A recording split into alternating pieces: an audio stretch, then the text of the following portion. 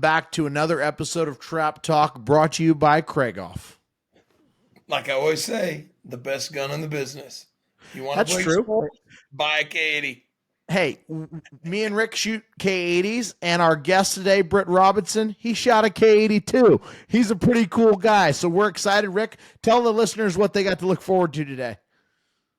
You know, we got to hear a lot of stories, some good knowledge on shooting, how Britt shot. Probably one of the fastest guys in the game, breaking the target. I mean, I was fortunate I got to shoot with Britt, so I visually have witnessed his shooting ability, and it is bar none one of the greatest all time. We talked, like I said, a lot of stories, a lot of Leo stories.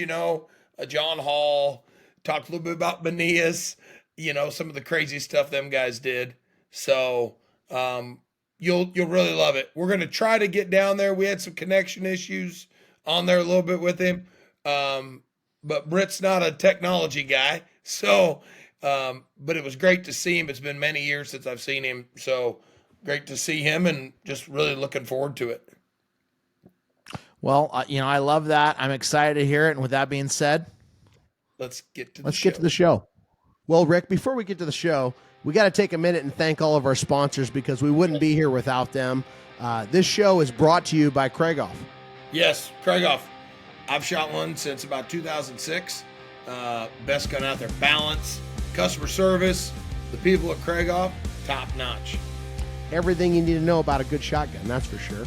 Yes. We got to thank Winnig Stockworks, Custom Gun Stocks in Lincoln, Missouri. Nice hat, Ricky.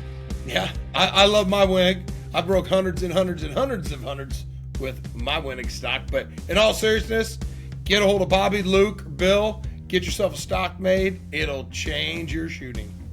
I want to say thank you to Remington. They've supported the show since day one, and they've supported me for a very long time. Made All-America team shooting nitros and STSs for many years. And we also got to thank Game Masters. If you're looking for a gun, Ricky, you can help them out. Yep, get a hold of me at Game Masters 2. Call me, text me, email me, send a smoke signal. I can get you any gun out there. We carry about every brand available in the trap, skeet, sporting clays. Even carry some hunting guns, some hunting rifles. Whatever you need, we can. I'm going to have to try that smoke signal. I haven't communicated with you that way yet, but that sounds like fun. You like that? So for the next sponsor, Shot Tracker, we just seen them at Vegas at the SHOT Show, and they gave us some great insight on the product. Yep, it's like having a coach on the end of your barrel.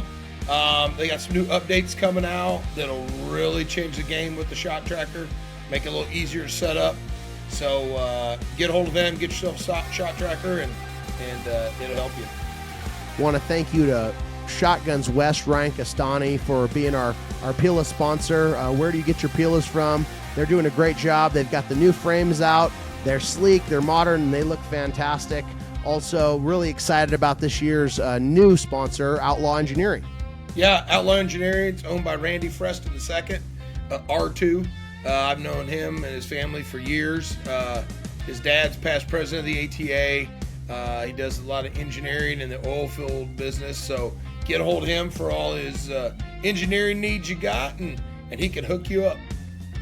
Big thank you to White Flyer, making a great target and a great product. We've been smoking those all over the country, right, Ricky? Yeah, they came out with a new Eco Flyer this year, so hopefully we can get to shoot them at some shoots. I know we did a lot of testing on them, and they are an awesome target, so a little alternative to the pitch target. So looking forward to trying that out. Another thing that I'm looking forward to seeing more of is SOS Clays. Yeah, the SOS Clays software owned by Greg Pink. Doing an awesome job. He's taken over the trap shooting world with his software. It's top notch. Get a hold of him for any needs you have in the shotgun world. And last but not least, we got gun and trophy insurance. Rick, you got to tell me about that. Yeah, you can get a hold of Cole or Larry Cushman, family-owned business, and they take care of all my needs on gun insurance. They also offer trophy insurance for all your wildlife trophies. To insure them too, but top notch. Get a hold of them and they can hook you up. Literally, it's simple. Get online, gunandtrophy.com. You can get a policy going in, I think, less than about 10 minutes. Very reasonably priced. That's awesome. Thank you to all the sponsors. And with that being said, let's get on to the show. With that being said, Trap Talk listeners, if you love everything about Trap Talk, please subscribe to our page. Also, throw some likes on the videos that you enjoy. It really means the world to us. Yeah, comment on each episode. We read them. We respond to them. With that, let's get to the show. Welcome to Season 2 of Trap Talk. Brought to you by Craigoff. Welcome back to another episode of Trap Talk. I'm your host, Zach Nannini. I'm here with my co-host and good friend, Richard Marshall Jr., and we have the one and only, the most requested, famous Britt Robinson on the line today. So thank you for joining us today, Britt. You are the man. Thank you all for having me. Well, Ricky, would you mind doing an introduction for Britt? Because I know he's one of those guys that probably doesn't need an introduction, but there's probably some younger shooters that have never heard of the great. So we need to let them know. Well, I've got some numbers, Britt. I know Britt doesn't keep a lot of records, as I was told when I was younger to keep them by Frank Hoppy, but Britt has won 9 Grand American Championships. He was inducted to the ATA Hall of Fame in 1984, started shooting when he was 10 years old in 1959. If I'm not mistaken, that's correct, right, Britt? You're real close. Okay. My birthday was in June. I actually started when I was 9 because we shot a couple of shoots in March and April and May. That's fine. So, but he won the Grand American Handicap. Was my first year shooting in 88, and he won the Grand American Handicap that year with a 100 straight. But he won the HOA in 71 and 72, and that was the first person to win back-to-back HOAs since, I think, the 40s, and then it didn't happen again till Leo later on. But he won 71, 72, and 74 HOA. He won the HAA in 72 and 88, the doubles in 72, 75, and 80. But he was also sub-junior clay target champion in 59, 60, and 61. And he's broke 36 200s, 47 100s in doubles, and 10 hundreds from the 27-yard line. Now, those numbers, and he shot 200, and I think, Britt, 200, right at 270,000 total registered targets. Okay, so all those, though, most of them were 3-hole targets, correct? Yes, sir. Yeah, it was in Las Vegas at the old Bob Taylor's Gun Club. Okay. That's awesome. Well, Britt, we're going to get into a lot of your shooting ability today because I know everybody's dying to know what made you so great. But before we go there, what got you into trap shooting at first, and what made you decide that you wanted to do it as a lifelong sport? Oh gosh, my dad and a couple of the guys there at home, they built a golf course there in that little town where I live. And then every little town out here had turkey shoots, and they got me to load targets and load the trap. And I was only like 7 or 8, but they'd have you, as handset. Anyway, they'd have a deal in the afternoons where they'd ask you, for people that hadn't shot, and they'd try to get those 4 or 5 people together. So they hadn't been shooting against somebody that'd been shooting for a while, and they couldn't get somebody. And I told Eddie, I said, I can do that. And that's what started it. Nice. So you just started shooting locally and with your dad and the turkey shoots, and then just fell in love with it and kind of went from there? There was an older gentleman that lived up here in Lubbock. His name was Clyde Tatum. And gosh, he carried me a jillion miles to shoots and all the deals. He's the one that actually told my dad what gun to get me and this, that, and the other. So he pretty much helped me as much as anything. And Gary Sherritt's father-in-law, Les Lawson, gosh, them 202s, we went a million miles together. And that's where I basically started. But by the time I was about 11 years old, Gravestock, Larry Gravestock, and Bill Dunlap, and Gene Sears, and Jimmy Brown. Gosh, I shot with them forever. And that's just they stuck me over on post 5 because nobody else wanted to shoot over there. So that's where I learned from. Now, when you shot Britt back then, and did you ever travel a lot with Larry Gravestock? Yeah, a lot. That's what Him and Bill, him and Bill mostly. So it sounded Nice. like, you won those sub junior titles right off the bat. It sounded like you had an impressive amount of talent from the beginning of the sport. Is that correct, Britt? Or did it get a lot better when you hit a certain age? No, it just got better because you shoot more. But I tried to explain that to my grandson. He was like 16 before he ever even asked to shoot a shotgun.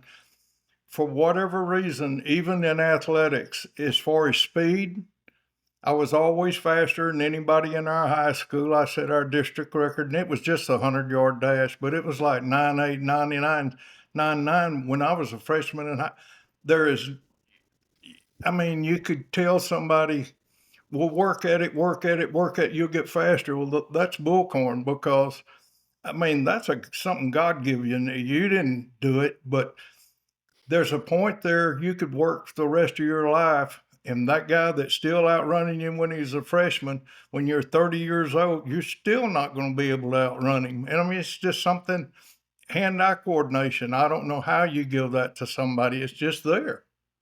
Yeah. So you had a good amount of hand-eye coordination, and Britt, I've never had the pleasure of getting to watch you shoot, but I used to shoot for Ludick many moons ago, and Jimmy Ludick used to talk about how he never seen anyone shoot a target faster off post 5 than Britt Robinson, and I'd always say, well, man, I'd sure like to watch that, but for you, were you trying to be that fast, or did that just happen, or what, why were you so quick, I guess? That's what I was telling you. Beats the devil out of me. But it's like baseball. I can remember playing Pony League and going all the way through one year and never struck out. I could see it back. My eyes are not as good now as what they were, but I wished I'd have stayed with baseball. I'd still be going to school the way they wanted you to do it, but my gosh, I have no earthly idea of what gives somebody hand-eye coordination. You can't give that to somebody. Nope. You really can't. No Yeah, way. and I'll agree with that. I mean, you're born with what you got, and if you're left-handed and right-eye dominant, or vice versa, or you just don't move the gun as quick, you can only go so far with that. Now, I think nowadays with the guns, the technology, the coaching, the teaching, the information, the clinics, like, you can get a lot out of a person, but you can't make someone shoot a target 2 feet off of the house like Britt Robinson or Joe Charnago if they don't know how to do that, right? If they don't have that, God-given talent, it just ain't gonna happen. You're exactly right. He worked with Eddie Trotter some, or Eddie traveled with him. And when I started with Eddie, they got me to, and the first thing I told Johnny, I said, look, first off, I know you rope a lot. Eddie doesn't have a plug horse. And I said, we'll get him a different gun and everything. And I said, I'm going to set it up like if it was mine. Well, he can't. I said, but it won't kick him. And anyway, we got that done and anything. And you can ask Ricky. Eddie was as good a shot as there was. He shot, absolutely. and he shot one-eyed. Yep. So, he break 500 by 500 in singles when he was we went, the year his brother passed away, we went to El Paso, and he was a little bitty toot, and God, he broke 500 straight in a singles marathon down there. And then I know he won juniors 2 years in a row with 200s, and then lost the third one. But he had the want and the desire. It takes me about 5 minutes for me to mess with a kid. If it's his ideal or his folks' ideals, or they're just there because their friends are there, and you're wasting your time. If it's not that kid's ideal and he's not asking you, let's go shoot every weekend when all of his buddies are doing something, you're wasting your time. Yeah, absolutely. So let's take a second on that, Britt. So you just said, you within 5 minutes, if somebody wants it or not. that desire is that's got to be on the inside, right? No one else can make them want it, or what's your opinion on that? That's why I'm telling you. I've had several people that would have their kids there. And first time, I guess it happened, I was in Gillette, Wyoming, and one of the guys, a nice guy, big old burly fella. And anyway, he wanted his son to do it the next 2 days. And I said, that'd be fine. And I said, all of them that you got signed up haven't shot much. And anyway, it got to where we had everybody out there for a minute, and I was talking to everybody and got him out there by himself. And when we got through with him, I walked back and told his dad, and I said, whose ideal is this for him to be out here? And he said, well, it's my ideal. I want him to go to the shoots and stuff with me. And I said, have you ever thought about going and doing the stuff that he likes? And I said, I can't whip you, but I said, we can get about 5 people that'll kneecap you. But I said, I want to show you something. Don't you say one word to that kid. Anyway, he came over there and I hollered at him. And I said, look, I already talked to your dad. It ain't going to cost nobody nothing. But I said, if you had your choice, what would you rather be doing today? He popped off and said something. I said, go hook it. Don't worry about it. I already talked to your dad and nobody's going to be mad at anybody. He looked at me like, what in the devil? And I said, that's not what he wants to do. I said, why don't you try going and doing the things that he likes once in a while? Because I said, he's no more interested in doing this than man the moon. And I've had kids, one little girl, a friend of mine got me to help her, and they came down to over here to post. And we went out there, and I was she shot 2 rounds, and I was trying to show her what she needed to do to correct her stance and this, that, and the other, and her whole points. And she's over there texting. I walked out there, closed the lid on the trap, turned it off, walked back there and told her mom and dad. I said, I'm done. I left. There's no reason that little girl didn't want to learn. Yeah. She was, I think, more for her mother than for her. But I mean, you're wasting your time on those type people. You're exactly right. And that's, my oldest son, Britt, he never wanted to shoot, where me, when I was young, I wanted to go out and shoot all the time and every chance I get. And that's the difference where I've got a few private students now that are that way. They're like, I want to go shoot. Okay. I'll give you the best example out of all of that I've ever had. One of my best friends, his name was Charlie Kirkpatrick and Beth Lynn Kirkpatrick, and she made our Hall of Fame. Anyway, they had twin boys.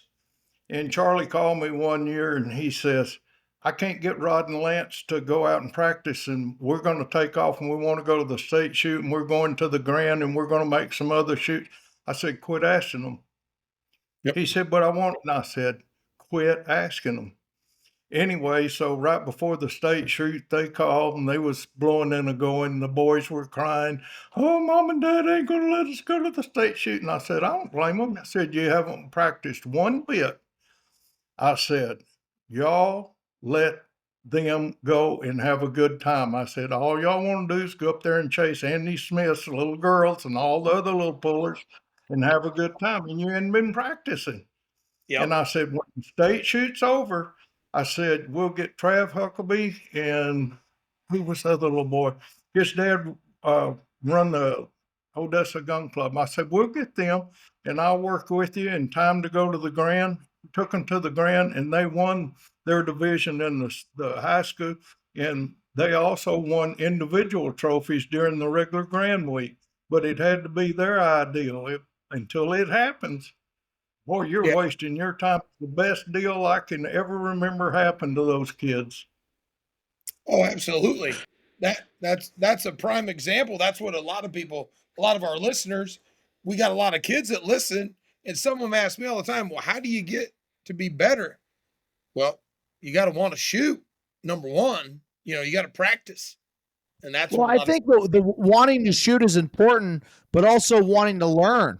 And wanting to get better and having that desire and drive. I think what Britt said that I'm taking from all this is you got to have a killer desire to win, or kind of a little bit of grit in you, because if you don't have that, then you're just showing up and blowing holes in the air, right, Britt?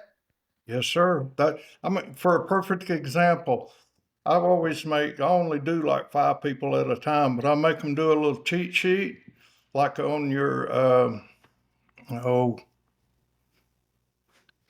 for cooking, just one of those little cheat sheets on your Yep. recipe, and tell them these are the things. Read it before you go shoot, then read it after you shoot. These are the things you need to work at, because you can ask a lot of people at the beginning of a clinic, how much are you shooting? Well, they don't shoot enough to begin with, but they'll say, oh, I go out and practice 400 or 500 targets a week. And then all you got to do is look them straight in the eye, don't flinch, and say, what are you practicing?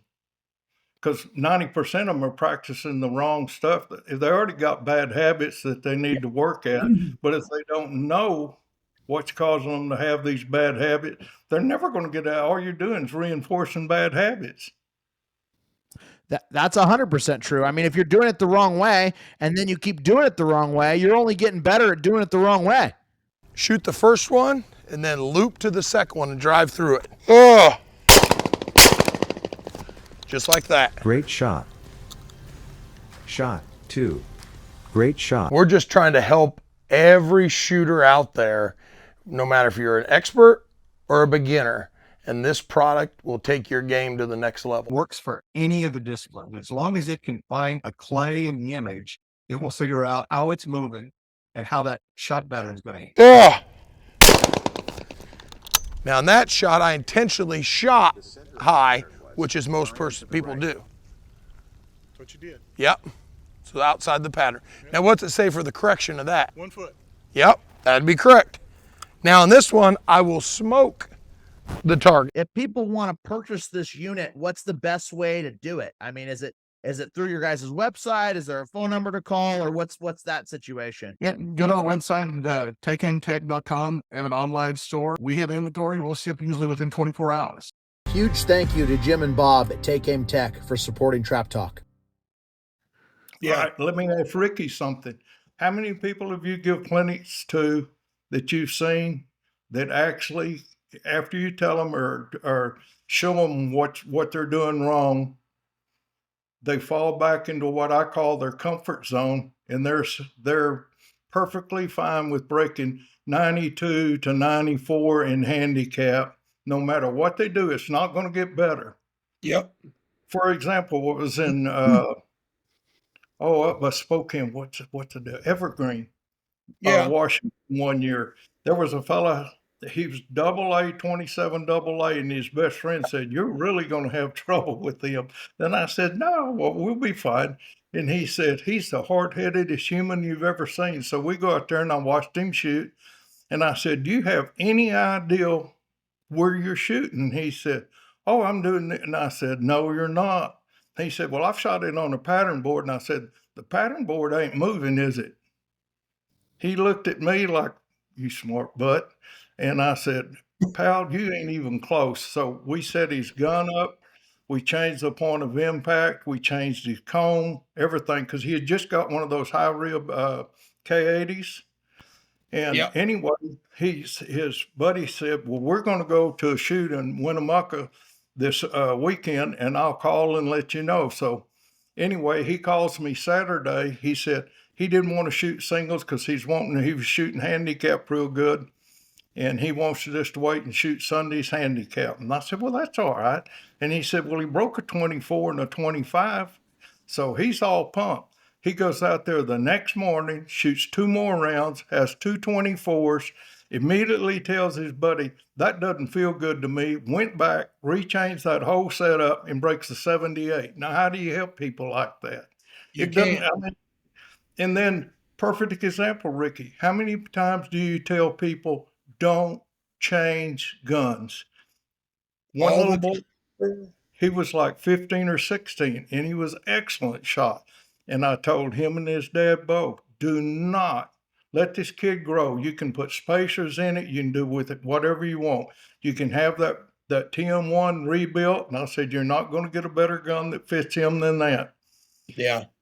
All the way through the summer, he was calling me, and he'd been on like the 21. He'd made it to like the 24-5. He calls me because I always tell everybody they can call anytime. And this little guy called and he said, I'm at the state shoot, Mr. Robinson. I can't hit nothing. And I said, when did you get a new gun? He said, oh, about 2 weeks ago. And I said, where did that come out? He said, my dad thought I needed a better gun.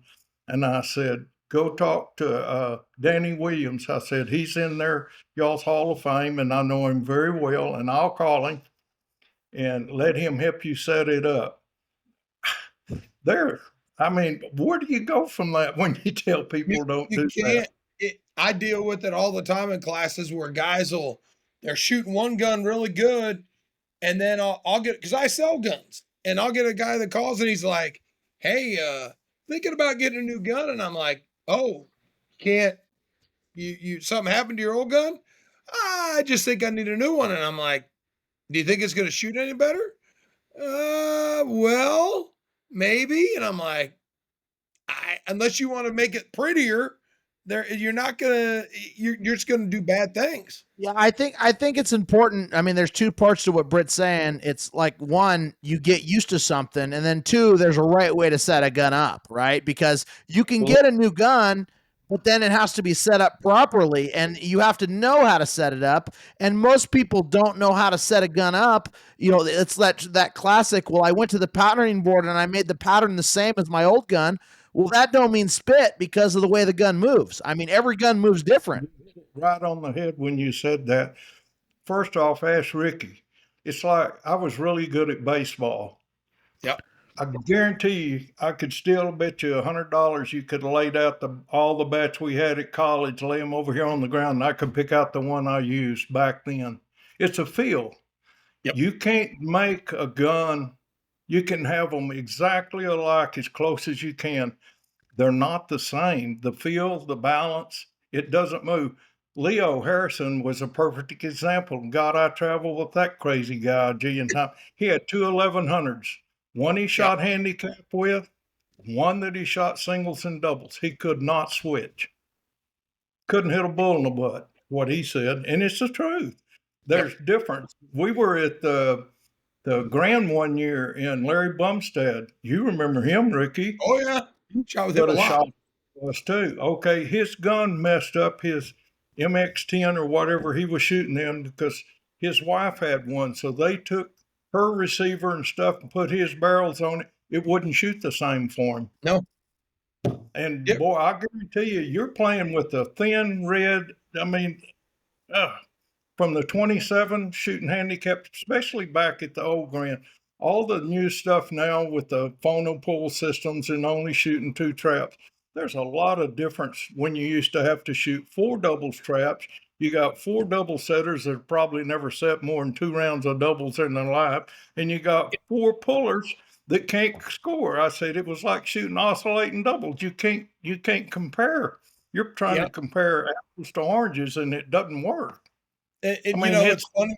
You bring that up, Britt, about shooting 4 doubles traps. Like Zach never, experienced that. I did the first. I think they quit doing that at the Grand sometime in the 90s. I don't remember what year it was, but I remember, going there my first year in 1987 or 88, and I'm like, 4 traps? I'm like, okay, and you had like one good trap, then you went to the next trap, and they were horrendous. And then you go to the next one and they were better. And then, but you did. It was a lot different back then, So you shot what, a 24, 26, 24, 26 or what? 20, 30, 20, 30 or 30. Yeah, 20, 30, 20, 30. Exactly. Oh. Yeah, and 2 pairs, then 3 pairs. Shoot off a phono pull system. They had it. I shot bunker trap and stuff down at San Antonio years ago when they used to have the true bunker trap. But they had the first phono pulls at the Spring Grand one year at Phoenix, and we went down, and I'd had a MX3. Benice got me hooked on an MX3, and I had played with that sucker all winter, and that was probably the easiest shooting gun I've ever owned. And anyway, I went down with the over and under, and I hadn't even shot it. And I broke 100 straight shooting on that phono pull. And I thought, gosh, I'll just use this tomorrow. Well, anyway, I broke 100 the next day and then broke 100 in the shoot off. that night and won the doubles anyway. But that spoiled me because the monk got out here at Post at his little deal when he first got them, the phono-pull systems. He let me borrow his gun. I broke like 390 something straight before I ever missed one shooting his gun. I mean, it's totally different.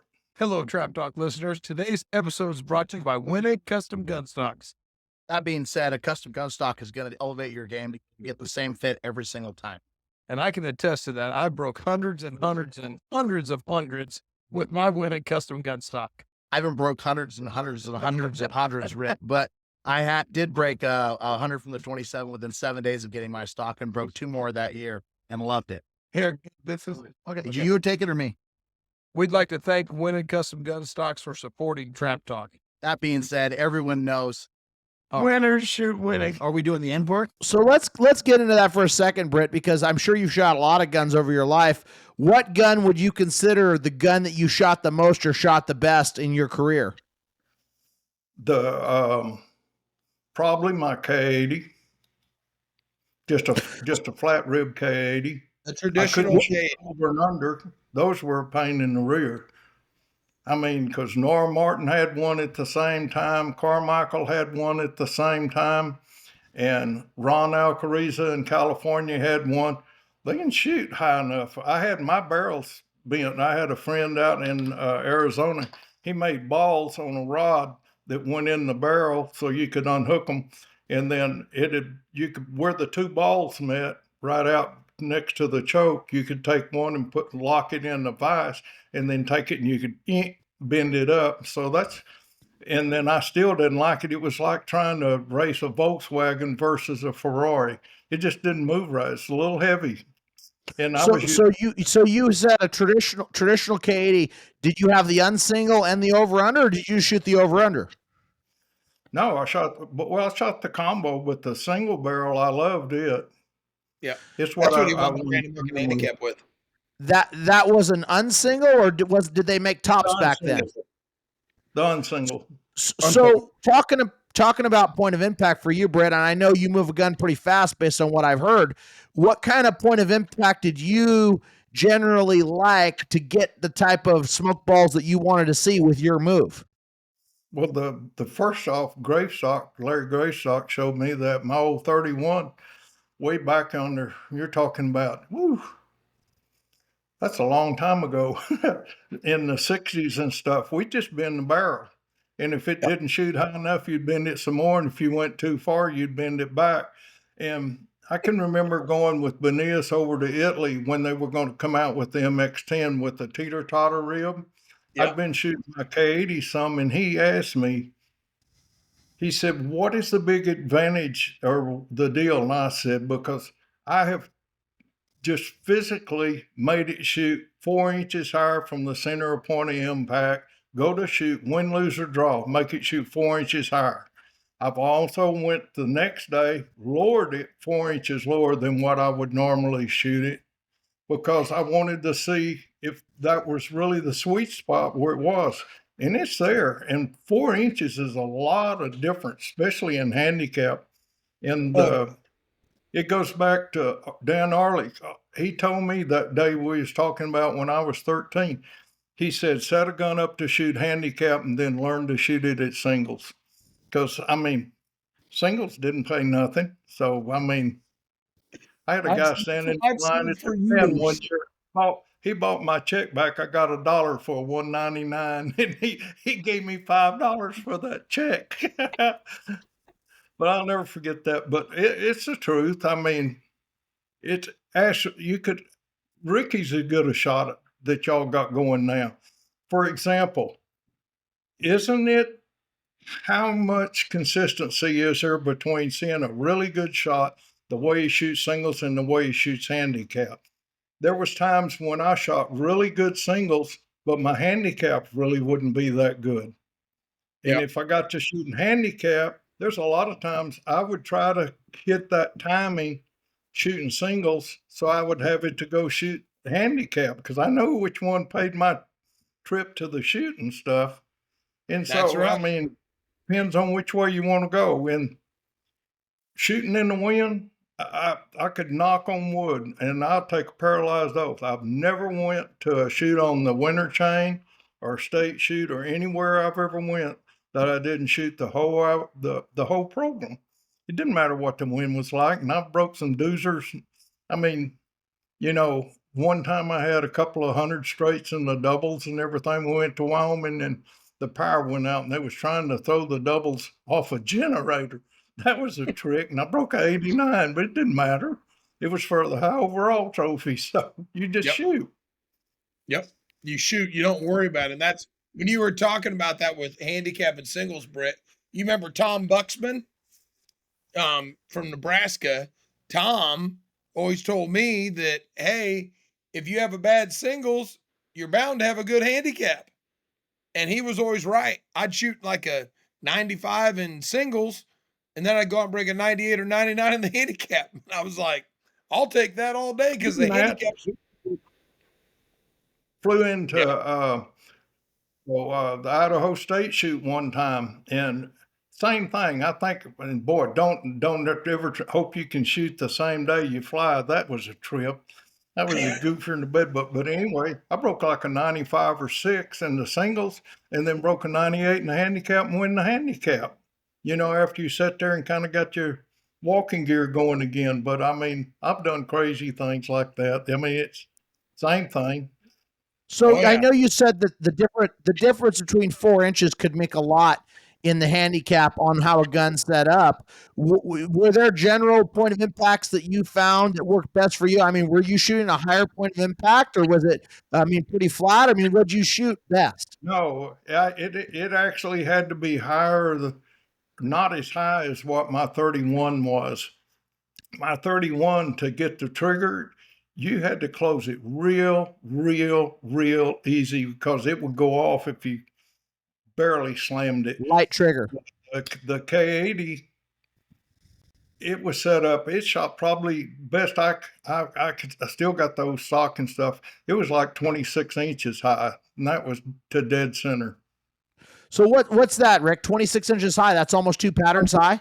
It's 15 inches is 100. It depends on what yardage you shoot it at. Yeah. It would depends on what yardage you shoot it at. I mean, and so Britt, you broke a target from what I hear. I never got to see it as fast as anyone. Were you down on the house and holding still, or kind of what was your process? If you could say the fundamentals of your game, what were you doing in handicap every time you shot? I called it line shooting. I just always, in the handicap, as you walk up or as you walk back, for usually about 1 foot to 1.5 foot above the house in shooting singles, but in handicap, I'd be right on the house. And then it's just like following a line. And if you take 13 targets, make 6 inches, and if you stack them up like 6 inches, 12 inches, 18 inches, 2 foot. I mean, you could have the dangest windstorm. I'd never get that far above a house. I'd still just stay with right there at the front edge of the house. It's like shooting live pigeons. You just have to make a shot. At Tucson, there was one year we were out there, and they have a real bad cross when it comes from right to left or left to right straight down the line. Ricky's probably seen that. Oh, yeah. And they asking me, how in the world are you breaking these targets? Because I was shooting with Earl Scripture and James Spurlock from up here in the Panhandle and K.O.I. And he asked me, and I said, you can't shoot at that target. And he said, what do you mean? And I said, the left angle from 1 and 2, you've got to actually shoot behind it to break it. And he looked at me, oh, you can't do that. And I said, well, you asked. Anyway, I broke the 94 and won the handicap, and they all broke in the low 70s and 68. Spurlock broke a 58. Well, I can't give that to somebody. It's like shooting a live pigeon. You got one that's driving left to right, and then one that's driving left to right, but he's sliding. You can't give that experience to somebody? Because Ricky, did you get to shoot back years ago when you could worm burn one in the ground and see where your pattern was? Yep. That when we started, they allowed that. Yep. Honest to gosh, I've shot at a rock or something out there. I'd pick right there where that hump was in front of them traps. It'd be 2 foot to the left or the right. Now, how are you going to hit a target when you're shooting straight at it if you can't figure that out? Yep, that's correct. So that was a lot that you just said there, Britt, and I want to decompress that. And I mean, we're talking about wind. So what you're trying to say, if I'm hearing you correctly, is the amount of wind is going to change that shot string out there in that air and change the where you're putting on a target pretty consistently, and you're just going to have to know what's going on through experience. Is that correct? It's what I call making a shot. Ricky could tell you that. It dang sure moves it. I mean, my fun part now is shooting rifles, and if you don't think the wind doesn't change something, boy, you're crazy, because it does. I mean, it can't help but do it. And like, boy, you could get into all kinds of deals. I remember doing a clinic up at the Great Falls one year. When I came back up there for their state shoot, they had pieces of survey tape tied on everything in the world so they could watch the change of the wind, and they'd know if the targets was going to go up, if they was going to go down, and everything. And one of the guys won their state singles that year that took it. Now, I mean, it's being aware there's a change as much as having to change. But knowing how to shoot one like that where you're shooting in a 30 or 40 mile an hour wind, I couldn't begin to explain that to somebody. I just call it wind open. So you're on the house, you call pull, you're holding still, I would assume, and then you see the target, and then you just go after that line and you go with everything you got. Is that pretty much correct? But it's smooth. Smooth is always faster than quick. That's By far. And some people can do it smoother. Some people can't do it smooth to be that quick. So, I mean, that's like saying, why did Nolan Ryan throw a 105 mile an hour fastball when there ain't nobody else who can do it? Beats me. That was a gift. And I mean, it's just something you grow up with. It's just there. So not only were you fast, but it was smooth, and you would never take speed over smooth. You wouldn't say, oh, I could go faster and lose that smooth. You need to keep it on that line. Exactly. But I mean, I only got to watch myself shoot one time in a video, and it's when they had the shoot off on ESPN from the Grand American. Yeah. I mean, it's crazy how far the very last deal they did in slow motion. But it's funny. It always looked like I shot right at a target. If I was in front of it, it ain't gonna break. And if I was behind it, I sure as heck gonna go. I mean, you could tell, but I think a lot of people don't have a gun that doesn't recoil correctly to where they can tell. The minute it goes off, you ought to be able to tell where you're at on that target. And knowing how it breaks would give you some increment on what to do. But when you start fishing and trying to change where you're going to be on a target, you're aiming. So when you said recoiling right, what do you mean by recoiling right or having a gun set up to where you could really know? What does that mean, Britt? It doesn't kick. Doesn't kick. It absolutely doesn't kick.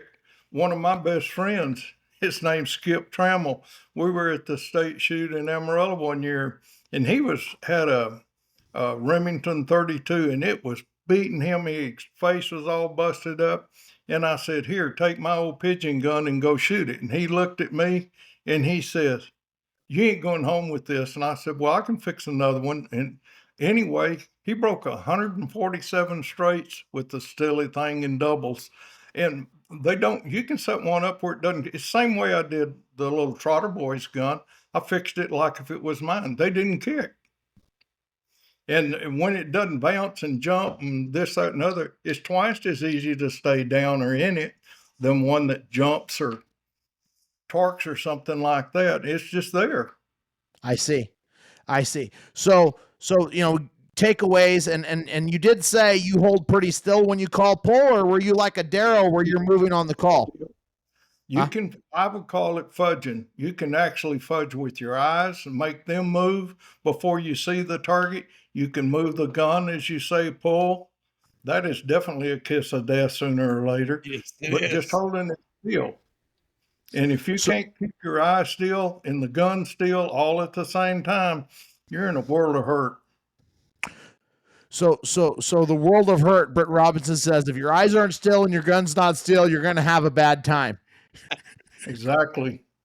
So you really, you're letting your eyes take that target and take that shot right off the bat. You're holding still, you're getting yourself ready, your body's ready, your reflexes are ready, you see the target, your eyes start to move to the target, and then the gun follows behind. Your eye better go with the gun.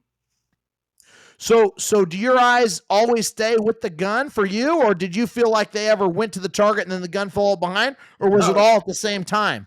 I better be all at the same time. It's just all one move. Boom, go with it. Well, I mean, that's a lot there. Now, as far as chokes, were you a pretty tight choke kind of guy? I mean, did you change chokes? Full choke, end of story. Full choke. Not skeet choke like you, Zach. Yeah, full choke, blow them up and go from there. Just don't mess with it, right? Listen, I try to tell people, if you think you were shooting a volleyball, it's singles. You're shooting between a basketball and a medicine ball at handicap. You would be so far ahead of this game that it is not even funny. That 30-inch circle, you can play the options twice if you want to. It doesn't exist. We got to go when we were over there at Parazzi's when they was making the MX-10. I got to watch all that stuff in slow motion. It doesn't exist. I mean, a volleyball, it doubles. I'll guarantee you my patterns weren't any bigger than a volleyball on either, well, less on the first shot, but you're not gaining nothing. And Leo was a perfect example. I've laughed at him over some of the things he had said and done. You remember when Hastings Ricky came out with the screw-in chokes? Yep. 700? Yep. Oh, he was so proud of himself. Robbie, I'm going to really punish him in the singles. He said, I am going to punish him. And I said, why don't you call Joe Ludick? He's been playing with this for way more years than what Hastings has. And I said, Joe is as good a single shot as what you are, or me, or anybody else. And I said, it didn't work. It won't work, Leo. Oh, yeah, but and I said, Leo, okay.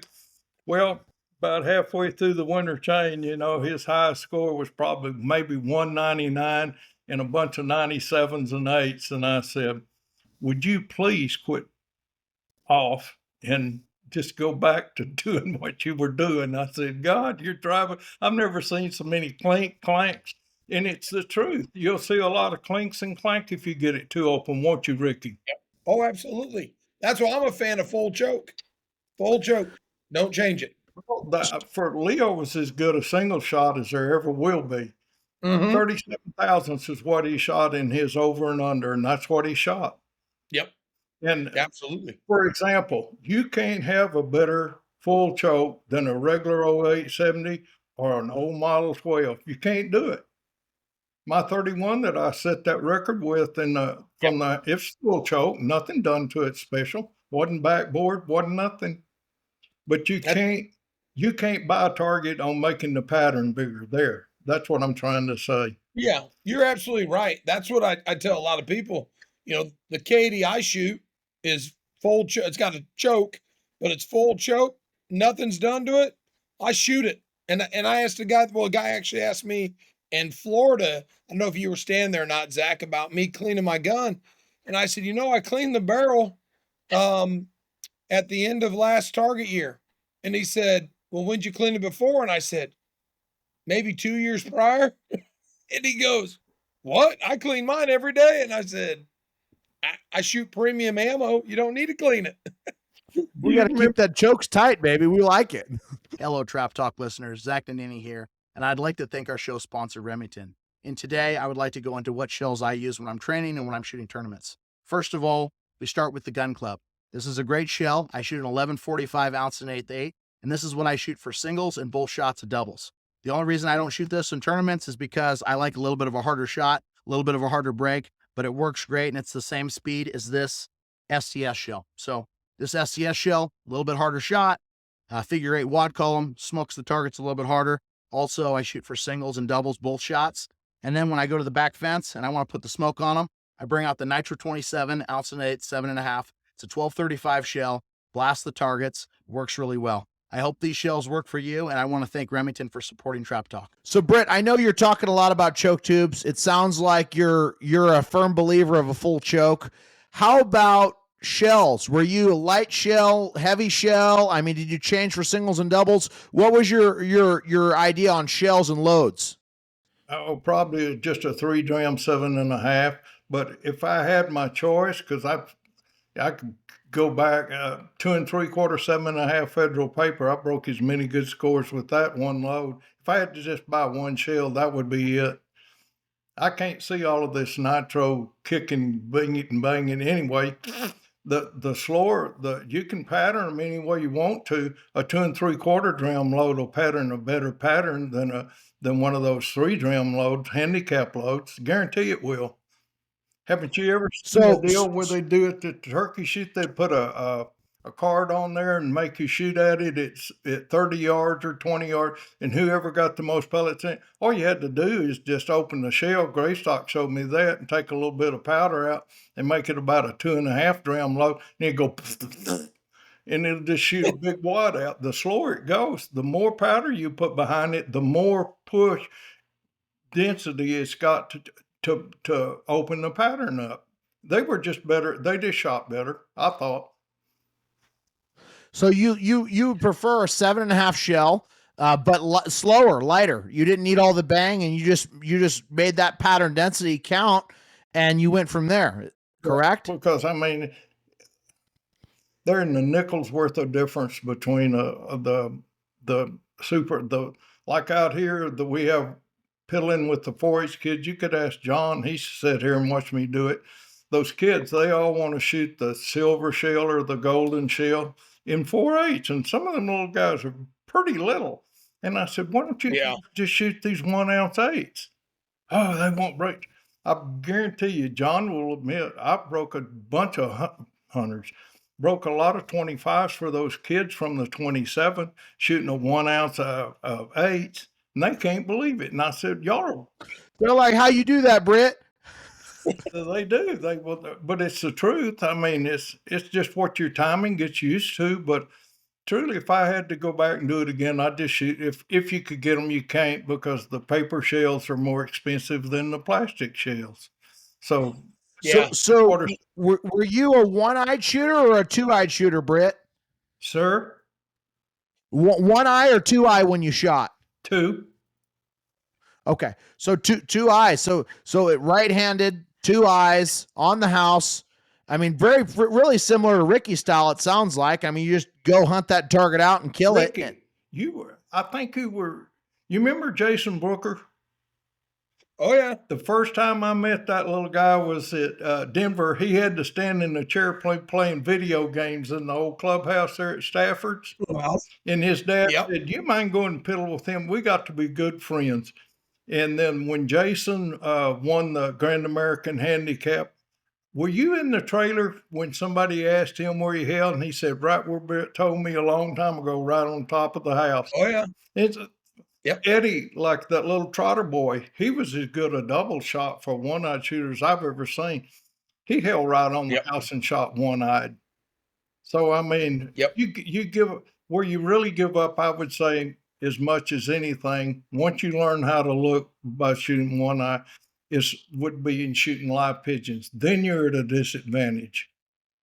You really need that other eye. Yep. Now, let's talk about your eyes a little bit.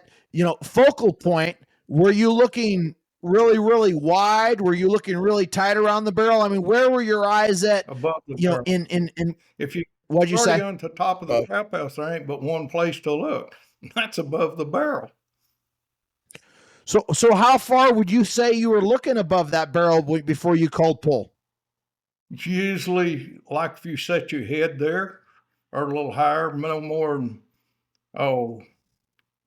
8 inches, 10 inches at the max, somewhere right in there. Just gun down on the house, eyes above it a little bit, call pull, catch the target, and run it down. Okay, now here's a perfect example. You're talking about that. Leo's 6'8". Where his eyes go and where mine went are not the same. We had a gentleman here. His name is Jim Foster. He shoots out of a wheelchair, and he was as good a shot. He'd won so much at the Grands for and even not the wheelchair bunch. We were at Fort Worth, and I said, Jimbo, where did they take? I said, there's no way your barrel, extend the barrel on out. And I said, what's this? I went and got just a chair from in the clubhouse. I sat just down sitting like in a regular chair and shot around from the 27. And I said, now watch what happens if I hold where I'm telling you to hold. And he said, well, no wonder I couldn't figure this out. And I said, yeah. I said, you was pretty lost. And he said, I was fixing to quit. And I said, you'll do fine. But I said, Jimbo, look at the difference if you just took your barrel and extended it on out where you were holding it. I said, you're already higher than what the target's going to be. So anyway, different height and different people is what you got to explain to different people. It's a different look for everybody. You can't. So if you're shorter, do you have to hold a higher gun, or vice versa, or what are you trying to say there, Britt? Because I wanted to catch that. I wouldn't know how to. You'd have to watch the move that they make to begin with. That their reflexes are not good enough.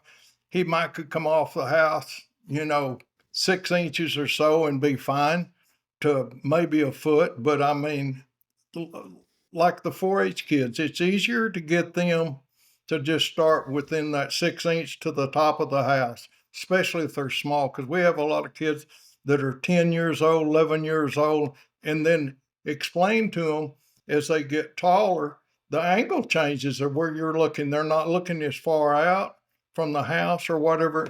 And if a target feels like it jumps, squirts, or beats you out of a house, I guarantee you're looking too close to the front edge of the house. I see. So, but that's me. Do I? If a target beats you pretty good, you say you need to look a little bit more above. No, further out. Further out. Yeah, not as close to the house.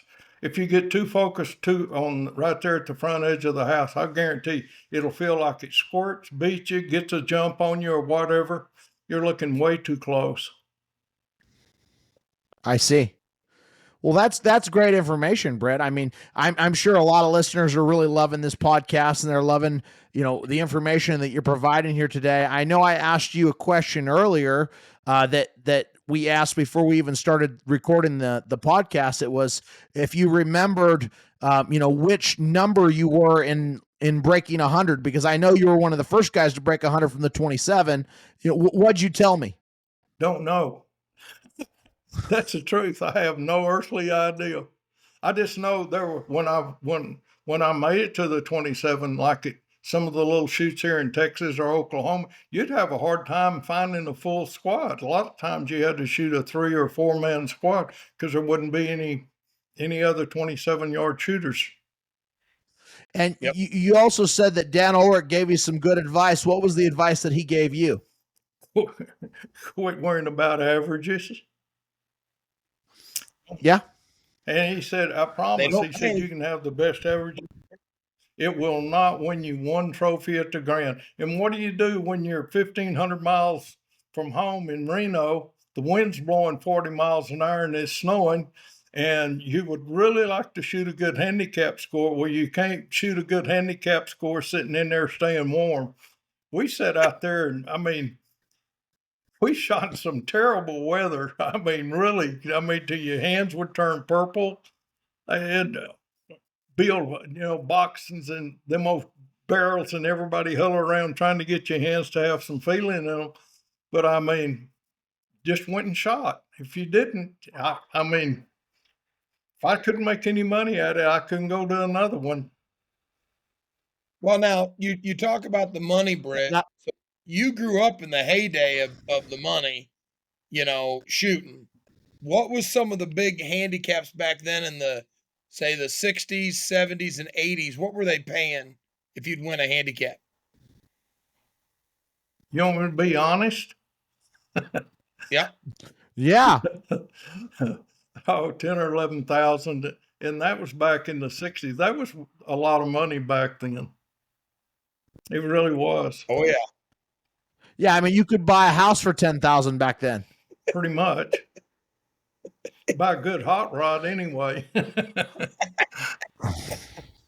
In 2023 here, we have done 37 state shoots, 7 of the 11 satellite grants. We're And almost there. So most of we now have, I think it's 241, 242 clubs across the country using our system. If a club was wanting to use you, do you have like a base entry level pricing or packages that you advertise, or is it based on the size of the shoots, Greg? Our base level price is $0. Our complete package system, you know, the whole enchilada, is $0. $0 is a good It's a price. good price. It's good, yeah, it's a good Well, price. the premium members do not pay a pre-squad fee, ever. Yeah. For all year. All year. Can I buy a lifetime membership? Absolutely. Yeah, I was just gonna Gotta be say. your first yeah, is there, lifetime is there a I want to 5-year? be number one. Zach, We want lifetime memberships for me and Ricky. Now, Britt, one thing I want to know, is there any good advice that you would give to new shooters or people? I mean, is there, I guess the best advice of Britt Robinson, what would you like to tell the listeners today? For him, No, for anyone listening. I mean, is there any good advice that you would say is good for everyone? let me ask you something. How many coaches has Tiger Woods had? I don't know the answer to that question. Rick, do you? He's got them, hadn't he?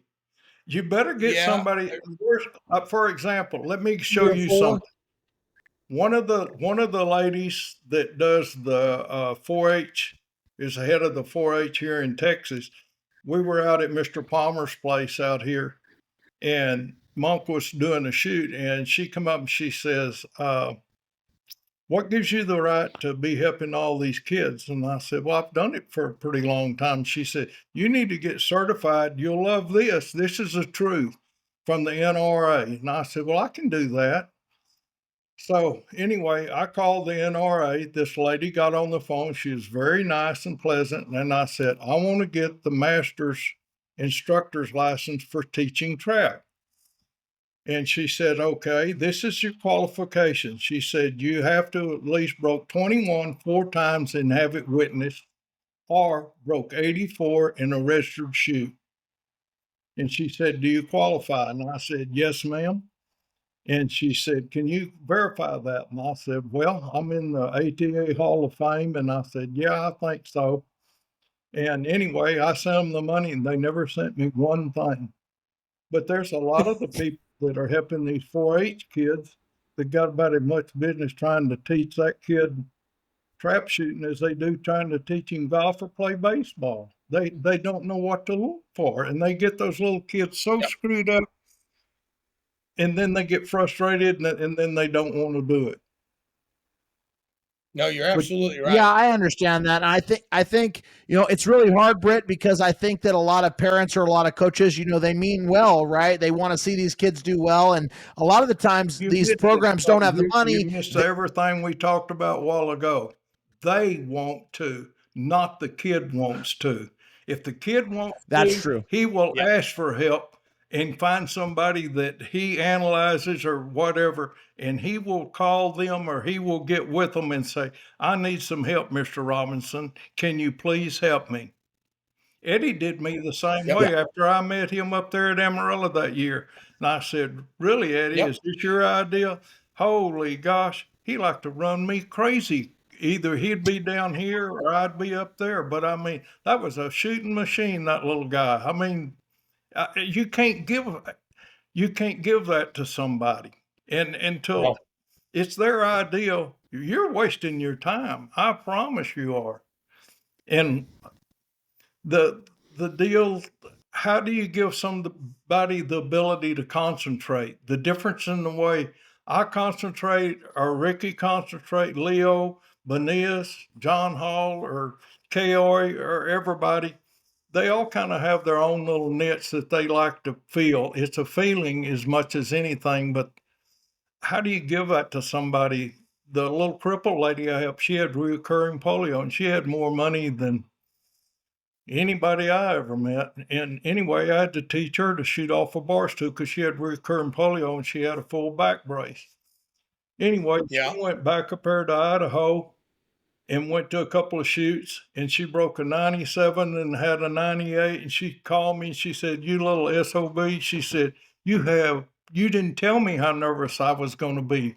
And I said, "What do you mean?" She said, "The last two posts, I couldn't spit." Well, how do you give that to somebody staying calm? You I mean, can't. you can't unless You So, got to do it enough time. so for you, Britt, I mean, you talk about that. You can't give someone being calm. You can't give them that instinct. I mean, was there anything that you did that helped make it better, or that you learned being a champion, getting there so many times? Not really. I used to say a prayer at night and just ask the good Lord to let me do my best and be satisfied with it. I've never asked to beat somebody at a trap shoot. I never had any animosity to beat Leo or Benias or anybody. But I just asked if he would let me do my best, I'll learn from it. And if you keep the mind thought like that, no matter how bad you shoot that day, because Ricky and I both have had some days you wish you could have broken 91 and it would have looked big. And you kind of got to take the good with the bad, but you got to stay focused and try to learn from what the conditions have given you. And if you can learn from every shoot you go to a little bit of something and apply it later on, I'll guarantee you'll be way ahead. But you can't get mad. Mad never fix nothing. No, not at all. And that, Britt, you were talking about how the lady called you about, didn't know how nervous she'd be and all that. I don't know if you remember this, but back at the Grand when we shot together and I was a junior, the prelims of the Grand that year, and I asked you a question, Britt shot, I think he broke 100 in singles or a 99 in handicap. I don't remember which, but I said, well, you don't get nervous.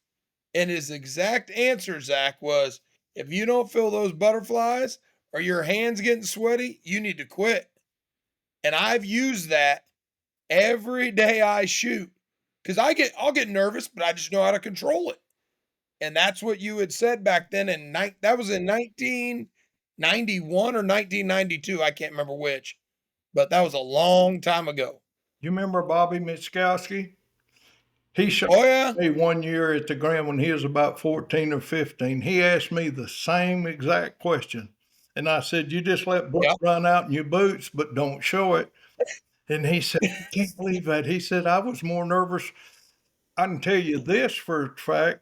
When I was shooting with Carmichael and Benias and John Hall and them, there was times I've missed targets wishing they would get through their last trap. It would cost me a target or two, hoping because I knew how hard it was on that certain day, to have a 90 or winning score. But I've missed targets worrying about them getting through it. And Leo, I've sweated him out so many times I quit trying.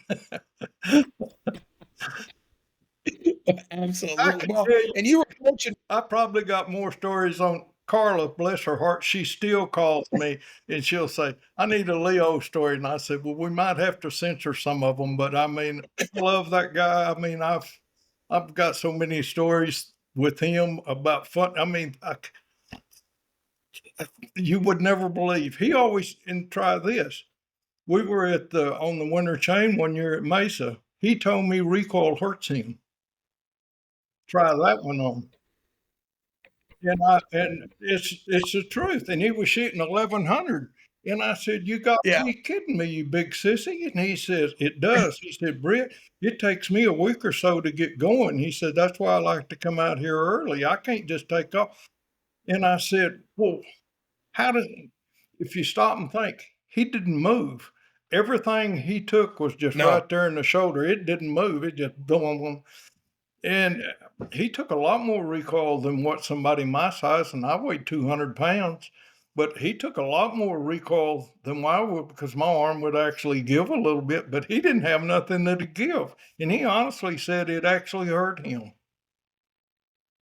That's funny. Oh, We'll you have to believe use in this one, Zach. Yeah, I mean, if we get a little bigger, maybe the recoil won't hurt us. I mean, I don't know, but so Britt, is there any stories that you would like to share with us today that are good, either traveling around or Leo or anything really, anything you'd like to Oh, say? I've got a G, and we'd have to censor when we got to Benias and John Hall. But Leo, you know, when he was like 21, we were in the Silver Dollar Gun Club down there to shoot one time. Leo was San Jose quarterback for like 3 or 4 years. And I asked him, I said, how did you get to be quarterback? I said, I can outrun you blindfolded. And he said, I know that, but I said, I had a heck of a line. He said, oh, but I'm pretty quick. And I said, Leo can outrun you. All bullcorn. Leo dusted his doors for 40 yards. I mean, absolutely smoked him. And stuff like that. I've seen Leo do stuff that one year he was winning the overall at the Grand and coming down the spiral staircases at the Ramada. He jumps up to grab the second floor, fell, broke his arm. You know, brilliant stuff. But every one of us has done stupid things like that. But Leo was a classic at doing it. And when he got his gun stole, we were rooming together. And I went down to the van and I was getting at Tucson. They had give back then. They gave like TV sets and whatnots. And anyway, we had them in the deal, and I was getting all my stuff out of his van. And I said, Leo, do you know you left the door open in the van? Oh, don't tell me that. That's when he got his 1100 stole. That was the best thing that ever happened. But they stole his guns that night. I can't believe he'd left anyway. What happened? One of those deals. But just thinking about the things. Okay, you're up there around Frank Hoppy, Ricky. Yep. We Quigley Down Under was out and took Leo to see that, and it was at $1 movie in Tucson. But the cokes and the popcorn and everything was about $40. So the next night we all went to eat, and Leo was telling what a good movie that was. So he invited Frank and a couple more guys when we was going. Frank said, I'll buy the drinks for everybody. Y'all get the ticket. So Leo goes up there and gives them like $6 to give in. It must have cost Frank $80 worth of soda pop, popcorn. What were those deals? Leo loved them. They were pom poms or something. He must have got 3 or 4 of them. They were $5 or $6 a piece. But he got it. He got Leo good with that. But I've been very fortunate. I've had some of the best friends I'll ever have in 10 lifetimes. And watching some of the things, I could sit here for the rest of the night and tell you stories about Benias and Hall and Leo, Stafford, Carmichael. I mean, Yep. all of my friends were from shooting. I mean, I know everybody there in that little town and stuff. They don't know that I shot as much as I did or what I did. Never had to worry about it, but it's funny to hear them talk about all the stuff they get into. But it's been a fun life. I wouldn't change it for the world. Nope. Britt, you're a wealth of knowledge. I so appreciate you taking the time to be with us today and share this stuff. Honestly, I know for a fact we're gonna want to have you on again. So, if you Let me come down here, because if you think some old toot like me can figure out how the hell he's done all of this stuff, y'all are crazier than heck. There's no way I could figure this stuff out. Don't. Well, that's that. And John, thank you very much for helping us with this. Oh, he's back might there have in to the get him back. on a He's live laughing one, and giggling. Yeah, John, we really appreciate you helping get Britt on, because this has been a great episode. And Britt, the next time we'll do this again, and maybe me and Rick could get down to Texas and bring our recording equipment, and we can just shoot some stories with you, because we'd love to just sit there and hear all about all the stories and document all of them. So it would be great, and we really appreciate you doing this. Thank you so much. I hope some people can get some good out of it. But the best thing I can give anybody's advice: get somebody that really knows something about trap shooting and write down 4 or 5 things that you need to practice when you go to a shoot and practice, and then reread them after you get through shooting and narrow it down, narrow it down, narrow it down. And those are the things you need to practice. Don't go out there and just be burning a bunch of shells and not learning anything, because all you're going to do is create a lot of bad habits. Absolutely. Well, I think that's some of the best advice we've got from any of our speakers on the show before. So, Britt, like I said, we really appreciate you. Is there anyone you want to thank or anything you want to say before we shut this down today? I wish Ricky could get better looking. He ain't improved one bit. Neither am I, but he's sitting there. I don't know what he's drinking. I have to drink my Dr. Pepper, and that's about it. Water. Yeah, I can see you've had a lot of Dr. Pepper. You were pounding those things. Buddy, ask Ricky. Like, it was hard for me. I don't drink. And the crazy part, it kills me. Benias should have won the Grand American 82 million times, but him and John Hall's partying exhibition, you can't go out on Friday and Saturday night and party. I always tried to eat exactly what I'd eat at home. I mean, maybe get a cheeseburger, French fries or something, go to the room, go to bed, and then get up and go shoot. But I couldn't imagine what it'd feel like Saturday or Sunday when you really had to perform, when it's 103 or 4 degrees and you've drank all night. I mean, I always tell people I made a living off of people that thought 3 beers made them shoot better. And it's the truth. I mean, you kind of got to pace yourself just a little bit. They were different. They were a whole different level. I got the pleasure of hanging around Benias a little bit on the back end, and he is definitely a good time. I will say that. So, him and John Hall. Let me tell you one story, and I'll get out of here. We were at the Oklahoma State shoot one time when we was all sitting down under the beer tent, and John and Dan were sitting there drinking Boone's Farm strawberry wine. And anyway, they kept calling all the shoot-offs, and the speakers was right there over our table. John Hall gets his toenail clippers out and starts cutting the wire all the way around, plumb up to the club. People were missing their shoot-offs and everything. Yeah, him and Benias were quite the pair to have to put up with. But I've never in my life been around any more fun people in my life. But anyway, and then Mr. Palmer, you have no idea what a wonderful human that he was to these kids and stuff down here. I mean, and Frank O'Brien there at Kinsley, Kansas, how much he's helped. Yep. There's people like that have been over backwards to help these kids. And I'll always remember both of them. Well, Absolutely. Britt, I appreciate you, and I appreciate you remembering the people that have helped the sport. And, I appreciate you being someone that's given back. It's really, really hard to get some of the guys that are the all-time greats on the show because of technology or for whatever reason. And the fact that you did this means a whole lot to us. So, we'll definitely have you on again, and we appreciate everything you've done, and we wish you a good night. You too. Y'all too. Have Thanks, a good Britt. one. Y'all take It care. was good seeing you again, Britt. We'll see you, bud. Too. And the Trap Talk podcast is brought to you in part by RM Shooting Clinics. Have Ricky take your game to the next level.